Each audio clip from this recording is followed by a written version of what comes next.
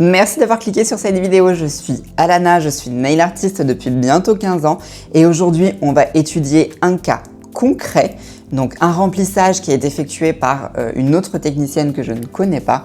On va analyser ensemble les points positifs, les points négatifs également, de façon à choisir la meilleure méthode pour effectuer le remplissage en un temps le plus court possible et avec la meilleure des qualités. C'est parti! C'est le début de cette chaîne YouTube, n'hésitez pas à me follow et à me laisser un petit like ou un petit commentaire pour me soutenir et j'espère que je vais vous sortir plein de vidéos que vous allez adorer. Donc on peut facilement voir qu'on est sur une repousse de 4 semaines. La repousse de l'ongle est très saine.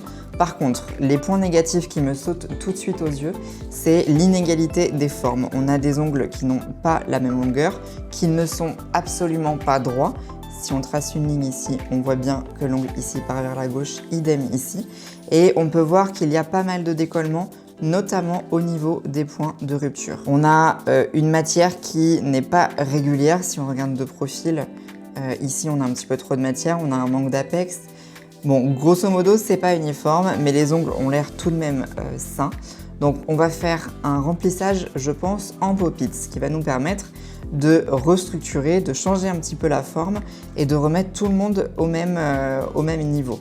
On débute avec l'embout C1 vitesse maximale, je suis à 35 000 tours avec la petite ponceuse portative et on va venir poncer quasiment à 100%.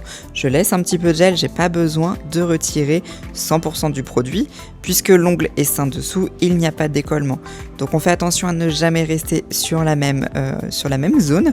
Puis on peut ensuite venir repousser les cuticules avec un repousse cuticule métallisé.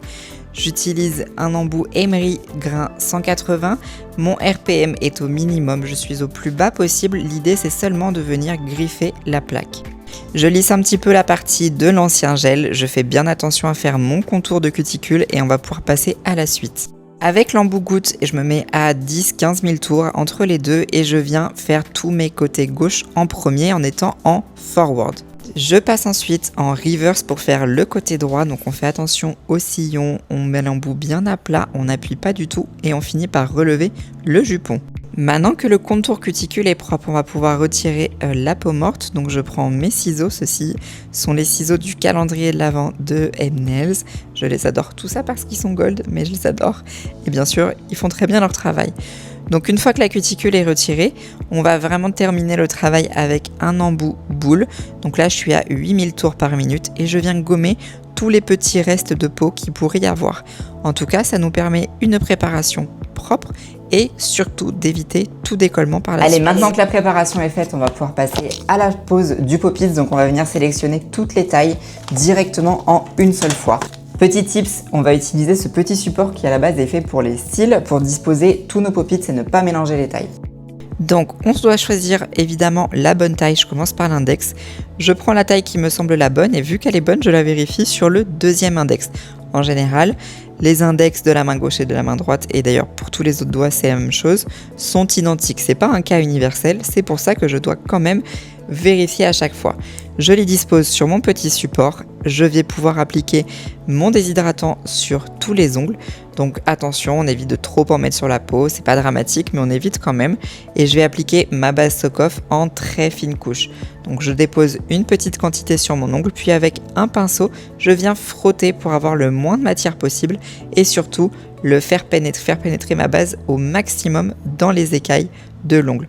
On vient polymériser, je prends mon construction fibre beige de chez M-Nails avec la petite lampe Prestige portative, la petite lampe touch. On vient remplir notre pop-it doucement, tranquillement. J'applique une première fine couche, puis je viens rajouter un petit peu d'épaisseur si nécessaire. Donc je l'applique, je le répartis à l'intérieur et ensuite on va pouvoir venir simplement l'appliquer sur l'ongle. Donc j'allume ma petite lampe touch, me pose à 45 degrés, moitié d'ongle et je descends tranquillement. Je descends le pop-it jusqu'à ce qu'il soit dans l'axe et je viens le flasher. Une fois que le gel est suffisamment flashé, on va retourner l'ongle de la cliente et on vérifie si à l'intérieur, oui ou non, il y a assez ou pas assez de matière. Là en l'occurrence c'était tout bon, je flash et je fais un cycle de polymérisation total de 60 secondes dans une lampe classique. On va pouvoir venir retirer les pop-its. Voici ce que ça donne juste après la pose des pop-its. Je trouve ça très beau, c'est beaucoup plus droit.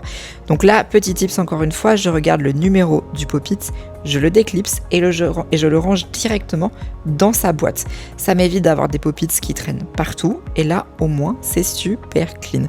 Je range tous mes pop-its et ça y est. On a notre première main qui est faite, prête à être limée. C'est propre, très peu de débordement. Dessous c'est pareil, l'avantage c'est que j'avais ces ongles d'avant. Je reprends mon embout qu'on avait utilisé au début pour faire la dépose et je vais dégrossir la forme. Je vais faire le travail à 90%, juste histoire de m'aider et de ne pas le faire à la lime. Avec cet embout conique très fin, on vient fusionner la matière au niveau des cuticules. S'il vous plaît, faites très attention à cette étape-là, il faudrait pas faire de blessure sur la plaque, on y va doucement. Je reprends ma lime et je vais peaufiner un petit peu ma forme qui a été dégrossie à la ponceuse. J'ai quand même besoin qu'elle soit un petit peu plus précise.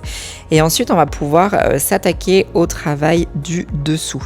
Mais vous voyez l'épaisseur, je ne peux pas le faire à la lime. Donc je prends directement un embout de ponceuse conique, mais un petit peu plus large, toujours de chez M-Nails. Et on vient nettoyer. On retire une bonne partie de l'ongle naturel qui ne sert à rien, qui risquerait simplement de se décoller. Donc on nettoie, ça fait tout propre, c'est hyper agréable. Je sais que mes clientes adorent ça quand le dessous d'ongle est aussi soigné que le dessus d'ongle. Donc ça y est, le travail est fait en grande partie. Donc là, je peux faire ma forme finale. Je n'ai plus d'épaisseur qui me gêne. Je lime mes parallèles du dessous. Donc là, c'est une forme amande moderne. Mes parallèles sont légèrement arqués vers le haut. Et voilà, on termine une forme nickel. Ensuite, on vient matifier la surface pour pouvoir procéder à notre design. Je vais prendre le Tube Art rose carmine avec une baby sponge que je dépose sur une palette, je dégrade sur mon éponge et on fait la première couche du baby boomer. Donc c'est très pigmenté, j'ai besoin de très peu de matière. Seconde couche, entre chaque je polymérise 30 secondes, puis dernière couche pour avoir l'intensité et la couvrance souhaitée. On va utiliser le pigment nacre, mais avant ça je vais appliquer une finition miroir. Donc je l'applique partout sur l'ongle et attention, on ne polymérise que 40 secondes. C'est le timing idéal pour qu'à la fois le pigment soit bien métallisé sans un effet pailleté, mais c'est aussi important pour que le pigment adhère suffisamment et tienne correctement. J'en profite pour directement mettre ma finition sur le dessous d'ongle. Avec mon petit applicateur à chrome, toujours de chez M-Nails, je viens appliquer mon chrome partout, que je termine quand même de frotter avec mon gant pour enlever l'excédent et que ce soit parfaitement brillant. J'utilise maintenant le protecteur chrome en une fine couche que je vais polymériser uniquement 2 ou 3 secondes, pas plus, puisqu'après j'utilise la finition au top en dernière étape qui va venir sceller le tout. Je polymérise 60 secondes et j'effectue le petit limage de mise en forme finale. Et ça y est, le résultat final. Eh ben, ma foi, est-ce que ça te plaît? J'adore. Trop bien. Des ongles droits et lisses, des points de rupture renforcés, un nail art très moderne. Je suis fan. Merci d'avoir regardé la vidéo jusqu'au bout. N'oubliez pas, abonnez-vous.